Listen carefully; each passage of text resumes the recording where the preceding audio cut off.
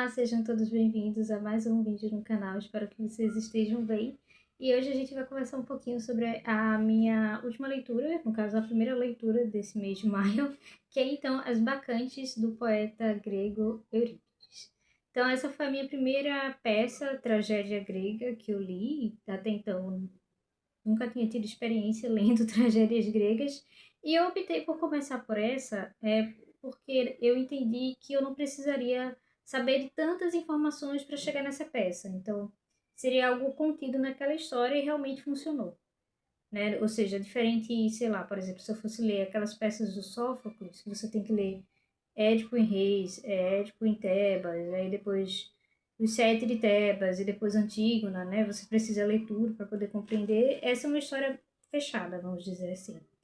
Então, foi uma leitura muito positiva, eu me surpreendi bastante. Foi uma leitura que exigiu um pouco, né? Então, eu tive que pesquisar bastante, apesar de que a edição que eu li trazia bastante notas de rodapé, e isso auxiliou bastante. Mais tarde eu falo um pouco sobre a edição que eu li, mas eu gostaria de começar falando com vocês um pouco a respeito do autor da peça, que é então Eurípides. E aí, pesquisando um pouco sobre ele, descobri coisas bastante interessantes. Então, nos nossos dias, né, atualmente, Eurípides é bastante popular, né? Então, provavelmente vocês conhecem ele de outras peças. Por exemplo, eu acho que talvez a mais famosa dele seja Medea, né? Além disso, ele também foi responsável por escrever Alceste, né? Para quem já viu meu vídeo sobre a Paciente Silenciosa vai saber do que eu estou falando. Dentre outras peças muito famosas, né? E entre essas está, então, As Bacantes. Né? Ele veio de uma família bastante abastada e acredita-se que ele viveu a maior parte da vida em Atenas e que ele tenha nascido por volta ali de 485 a.C. Inclusive, esse é um detalhe importante, porque eu não pretendo dar spoilers, mas assim, gente, é uma peça que foi escrita antes de Cristo, tá? Então acho que é meio estranho a gente achar que é spoiler uma coisa que foi escrita há tanto tempo assim, tá? Mas assim, uma coisa também interessante sobre o Eurípides é que, diferente de seus predecessores, ele foi o que mais teve suas peças que mais chegaram até nós, né? Então, diferente de Sófocles e... Sófocles não, gente. Sófocles. Isso. Confundi o nome agora. E o Ésquilo, por exemplo, cuja cada um só sobrou, por exemplo, 7 peças de cada, do Eurípides não, sobraram 17 tragédias e um drama satírico, ou seja, para nós hoje sobrou, né, sobreviveu muita coisa com o tempo. Então, essa breve introdução sobre ele que eu queria conversar um pouco para a gente, de fato, entrar na peça. Então, a peça ela se passa em Tebas, no momento presente em que Tebas é governada pelo rei Penteu. E aí a gente vai ter outras figuras bem famosas ali. A gente vai ter Cadmo, o antigo rei de Tebas. Vamos ter também Tiresias, né, que é o profeta cego, que é considerado aí uma figura muito importante. Inclusive ele vai aparecer, por exemplo, lá no Édipo Rei, do Sófocles, por exemplo, e aparece em outras tragédias gregas, que era visto como um profeta, um homem santo, um homem que, inclusive, acreditava-se que era visitado pelo próprio Apolo, que tinha o dom da vidência, da clarividência e tudo mais. Ele também está presente nessa peça. Nós vamos ter, então, as Mênades, ou as Bacantes, que é o que dá título à peça, que é, então, esse grupo de mulheres que decidem se reunir para fazer o culto, então, a Baco, a Dionísio. Nós vamos ter o próprio Dionísio presente na peça. Nós vamos ter a presença do corifeu, que é o coro, né? Porque é uma coisa característica dessas peças gregas, você tinha o coro ali presente, e mensageiros também. É só apenas esses personagens mesmo. Como eu disse a vocês, é uma história fechada, né? Você não precisa saber tantas informações assim para poder compreender o que está acontecendo. No momento em que a peça se inicia, a gente vai acompanhar o deus Dionísio muito descontente com as pessoas de Tebas. Ele vê nas pessoas de Tebas a falta de fidelidade a ele, ele vê uma falta de respeito, de reverência à sua figura, em especial do rei de Tebas, Penteu. Inclusive, ele vai pontuar o fato de que ele sabe que ele faz as oferendas, as libações ali às outras divindades, menos a ele não faz. E ele tem visto essa incredulidade, essa falta de reverência por parte dele e de outros tebanos. E aí, como parte de sua adoração, ele convocou então suas adoradoras, as bacantes, as Mênides, para participar de seus cultos. Então, nesse primeiro momento, ele demonstra essa insatisfação, mas ao mesmo tempo ele está disposto a continuar a fazer com que os seus cultos aconteçam. E aí a gente começa a acompanhar então Cadmo e Tiresias, que se encontram, no caso, Tiresias vai até o palácio se encontrar com Cadmo, e aí Cadmo fala a Tiresias, chegou o momento, né, de celebrarmos Dionísio, de vivermos essas tradições que são tão importantes para nós. E Tiresias diz isso mesmo, vamos nos apressar, vamos nos organizar para participarmos desse culto também. E nesse culto é muito interessante porque existem características muito específicas, né? Então é dito que as Mênades, né, as bacantes, elas utilizam um colar com folhas, né, que são eras, diferentes tipos de folhas e tudo mais na cabeça. Além disso, elas usam um manto, né, que cobre seu corpo, que pode ser pele de corça ou de outros animais. E além disso, elas também estão portando um tiço, que é um cajado, gente, acho que é um cajado, que ele é feito também com era e alguns tipos de plantas, e na ponta ele tem uma pinha, um pinho. E isso é parte desse culto, dessa adoração. Então eles decidem se preparar para isso também. Então eles também vão se vestir, né, a caráter para ir ao encontro das Mênades para fazerem sua adoração a Dionísio. Em contrapartida, a gente tem então a chegada do atual rei de Tebas, que é Penteu, que se mostra muito descontente com tudo isso, porque ele chega na cidade e fica sabendo que pelas pessoas, né, que as mulheres tebanas deixaram seus lares, né, deixaram suas obrigações domésticas para seguir esse que na visão dele não é um deus, é apenas um louco, um desvarado, um pervertido, sei lá o que está levando essas mulheres para esses cultos assim, né, desregrados, que são regados a muito vinho. Lembre-se, Dionísio é uma divindade ligada às uvas, ao vinho, né, à embriaguez, tudo mais. E ele não gosta disso, né? Ele, como o rei, a autoridade ali da cidade, daquela polis, realmente fica ofendido com aquilo. E é muito interessante porque tanto Cadmo quanto Tiresias vão alertá-lo, né? Vão dizer assim, calma, Penteu, né? Seja mais moderado, seja mais comedido nisso, né? Entenda que está acontecendo essas alterações e que isso é uma tradição e que nós devemos respeito a essa divindade e tudo mais. Mas Penteu mantém uma atitude muito intransigente com isso. Ele parece não concordar, parece não, ele claramente não concorda com nada disso, mas ele tem uma postura muito arrogante perante essa divindade. E aí, tanto o Cadmo quanto o Tiresias vão tentar dizer assim, calma, né? Não é bem assim, e tudo mais. E aí é também muito interessante, porque ao longo dessa peça, eles também vão enumerar quais são as características advindas de Dionísio. E é bem interessante porque, pelo menos na minha cabeça, se resumia a isso, gente. A vinho e a embriaguez. Mas não se restringe apenas a isso, né? E aí eu coloquei aqui, escrevi um trecho em que Tiresias vai dizer para ele quais são as razões pelas quais eles deveriam reverenciar Dionísio, né? Então ele diz assim: ele descobriu e revelou leve suco produzido pelas uvas para curar de suas muitas amarguras a triste raça humana. A simples ingestão do néctar tirado das uvas não nos concede, desculpa, o esquecimento dos males cotidianos. Então eles vão dizer que, por exemplo, a bebida, né, se embriagar e tudo mais, concede às pessoas a habilidade, né, ao beberem, de esquecerem os problemas, de deixar as coisas pesadas, assim, vamos dizer, um pouco de lado.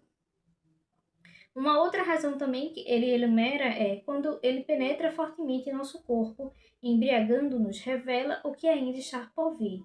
Então ele também fala dessa habilidade da bebida enquanto uma coisa que torna os humanos mais sociáveis entre si, mais toleráveis entre si, e isso vai ser referenciado várias vezes ao longo da peça. O quanto isso vai trazer alívio aos homens, o quanto isso vai trazer diversão nos momentos corretos e tudo mais.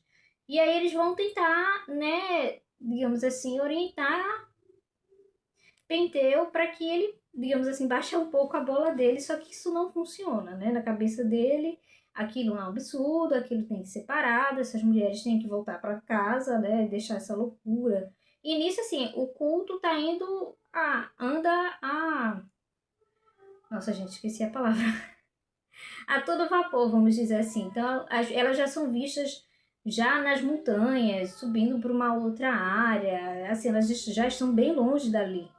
E uma coisa também interessante é que entre essas adoradoras, essas bacantes, essas Mênides, está Agave, que é a própria mãe do Penteu, ela também está ali. E entre elas também estão suas duas irmãs, que são filhas de Cadmo, elas também estão participando dessas adorações, desse culto a Dionísio e tudo mais. Então, no decorrer da peça, a gente vai ter muito isso dessa, digamos assim, lição de moral, não sei se podemos dizer assim, mas essa demonstração constante através da figura de Penteu e também dos demais tebanos, sobre o cuidado, a reverência aos deuses, a não achar que você deve ser mais, a não achar que você tem o direito de dizer como as tradições devem ser ou devem acontecer e tudo mais. E aí a gente tem a parte do ápice da peça, vamos dizer assim, que é quando o Penteu ele fica muito chateado com tudo isso que está acontecendo. Ele vai inclusive mandar seus homens, né, os soldados, irem até a casa de Tireses e quebrar lá o vaso que ele utilizava para as visões. Ele vai ordenar, inclusive, que prendam aquele que eles acreditam que foi o responsável por essa loucura que as mulheres estão fazendo, que é um rapaz que vai prender esse rapaz e tudo mais. E a gente depois, mais tarde, vai descobrir que esse rapaz é o próprio Dionísio ali, disfarçado, vamos dizer assim. Não disfarçado, mas assim, né?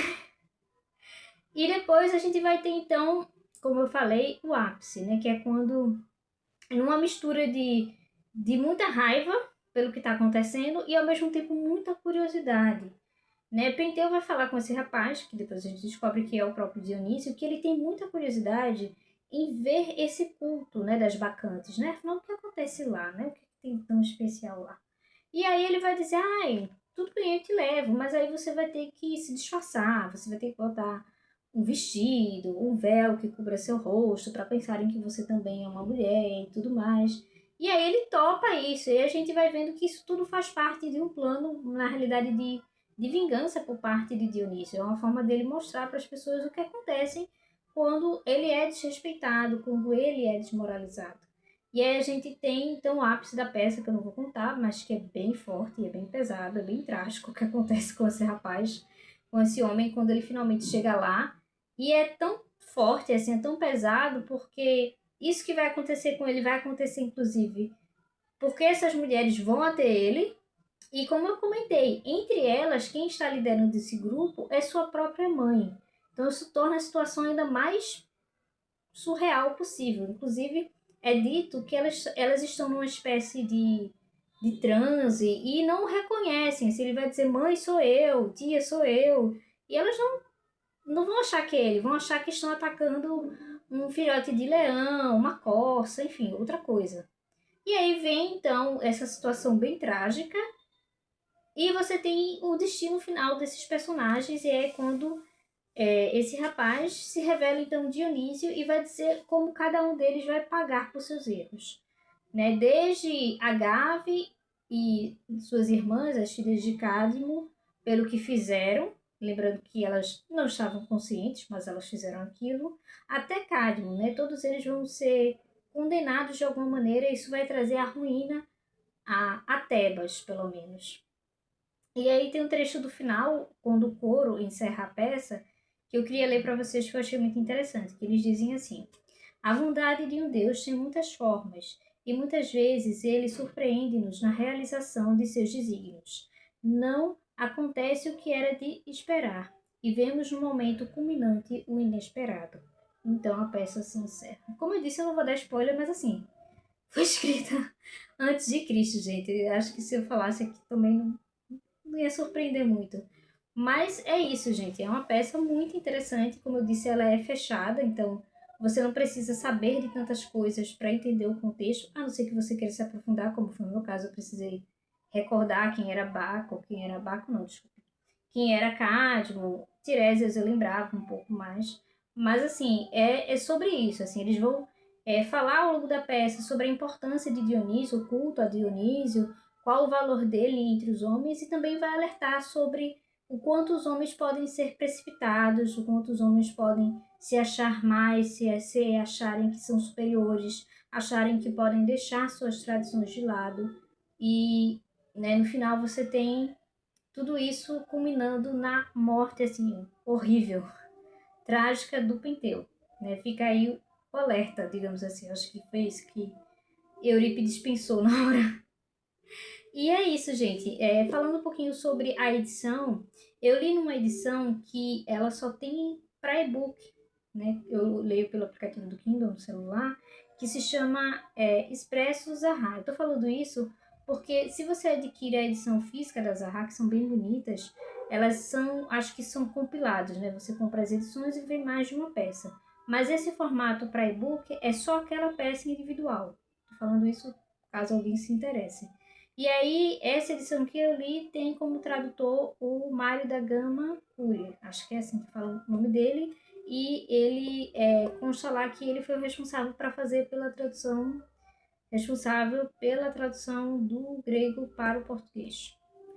E é uma edição bem simples, tá? Tem várias notas de rodapé, como eu disse, foram muito úteis, mas é só o texto e essas notas de rodapé, não tem textos de apoio, não tem um prólogo feito pelo tradutor, um pós-fácil, não, é só o texto mesmo, tá certo? Tô falando isso porque tem outras traduções disponíveis no mercado, tá certo?